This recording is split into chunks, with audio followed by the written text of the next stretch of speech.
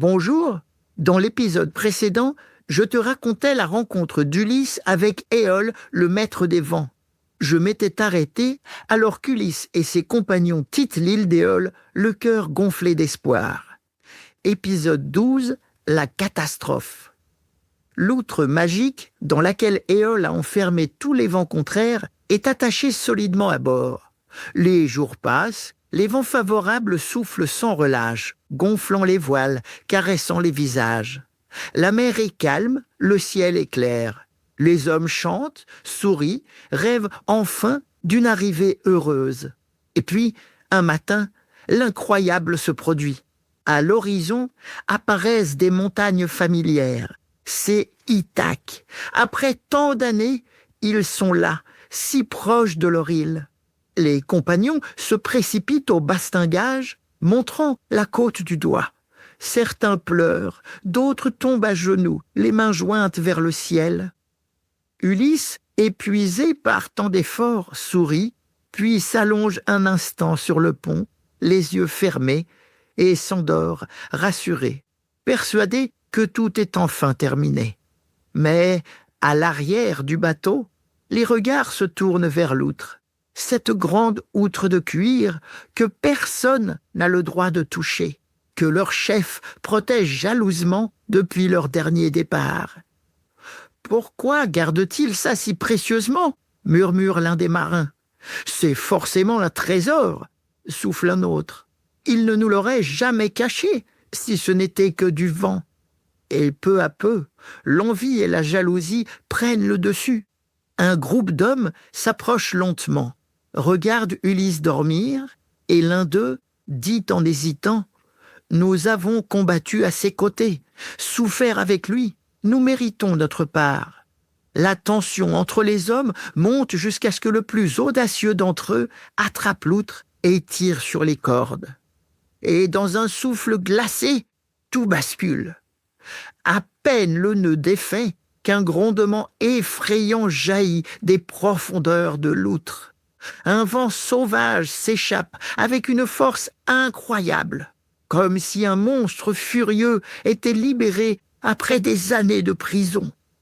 Les voiles se gonflent d'un coup, les mâts craquent, la mer se cabre sous la violence soudaine des éléments. En quelques secondes, le ciel se couvre de nuages noirs. La tempête se lève, gigantesque. Les vagues grossissent, frappant les navires comme des poings géants. Les marins hurlent, essayant de refermer l'outre. Mais il est trop tard. Les vents sifflent, hurlent, renversent tout sur leur passage. Les tonneaux roulent, les cordages se brisent, les mâts vacillent comme des roseaux. La mer devient folle, des murs d'eau se dressent, engloutissant des parties entières du pont, projetant les hommes par-dessus bord. Ulysse se réveille en sursaut et comprend immédiatement.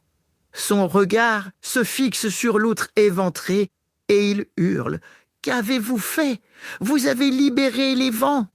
Mais sa voix se perd dans la fureur des éléments. La mer déchaînée emporte les bateaux loin d'Ithaque. Le vent tourbillonne dans tous les sens, fouettant les voiles, brisant tous les espoirs. Les compagnons s'accrochent où ils peuvent, leurs mains saignent, certains pleurent de peur et de regret. Ulysse lutte pour maintenir le cap, ses bras crispés sur la barre, ses yeux remplis de rage. La tempête dure des heures interminables. La mer est un chaos de vagues noires et d'écume blanche. Le tonnerre gronde sans relâche et la pluie s'abat en rideaux serrés. Les hommes n'ont plus de force. Certains prient même Poséidon d'arrêter son courroux. Et puis, lentement, le vent faiblit, la mer se calme et le ciel retrouve sa clarté. Mais autour d'eux, il n'y a plus rien, plus de rivage familier, plus d'Ithaque, juste l'océan infini, à perte de vue. Épuisés, les hommes s'effondrent sur le pont, brisés par la fatigue et le désespoir.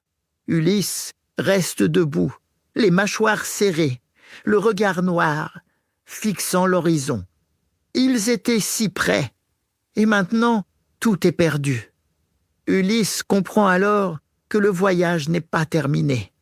Dans le prochain épisode, je te raconterai la suite de l'Odyssée d'Ulysse, un autre épisode terrible de son aventure. Alors abonne-toi vite au podcast « Il était une fois » pour être sûr de ne rien rater.